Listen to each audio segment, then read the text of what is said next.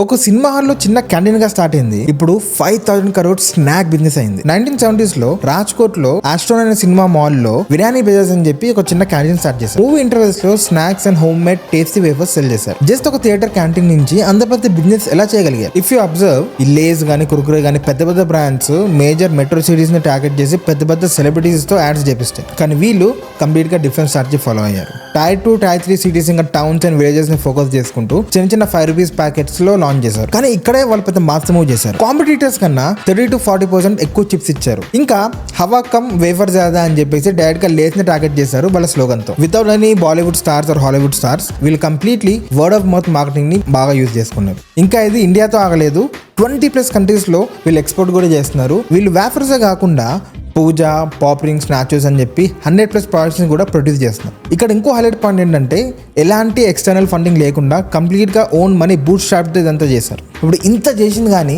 ఈ కంపెనీ పేరు ఆల్మోస్ట్ నీకు నాకు కూడా తెలియదు. అదే బాలాజీ వేఫర్స్. ఈ బాలాజీ వేఫర్స్ సక్సెస్ స్టోరీకి ఉన్న బిగ్గెస్ట్ 2 రీజన్స్ ఏంటంటే, first reason value for money. వీళ్ళు మార్కెటింగ్ పైన ఎక్కువ ఎక్స్పెన్సెస్ పెట్టి మనకి చిప్స్ తక్కువ ఇవ్వడం కన్నా రివర్స్ చేసి జనాలకి చిప్స్ ఎక్కువ ఇచ్చి మార్కెటింగ్ తక్కువ పెట్టుకున్నారు. సెకండ్, లోకల్ టేస్ట్ ప్రిఫరెన్స్ ని అర్థం చేసుకొని లోకల్ ఫ్లేవర్స్ ప్రొవైడ్ చేయడం కూడా స్టార్ట్ చేశారు. సో అందుకే